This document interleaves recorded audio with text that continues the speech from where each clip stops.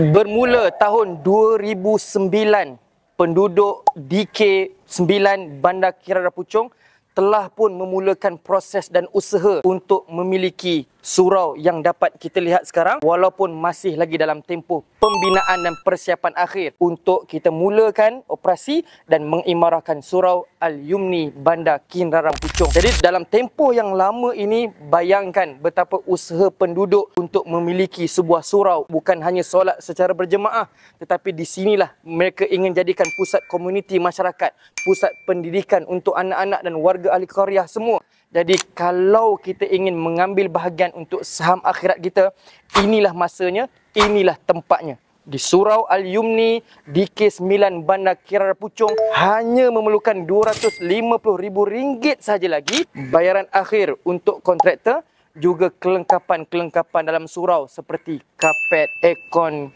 kipas dan sebagainya bagi memudahkan para jemaah mengimarahkan Surau Al-Yumni Bandar Kirara Puchong ini, insya-Allah. Jadi jangan tunggu lagi dah, yakinilah apa yang kita lakukan hari ini demi saham akhirat kita. Klik link yang kami sediakan untuk anda untuk segera menyumbang.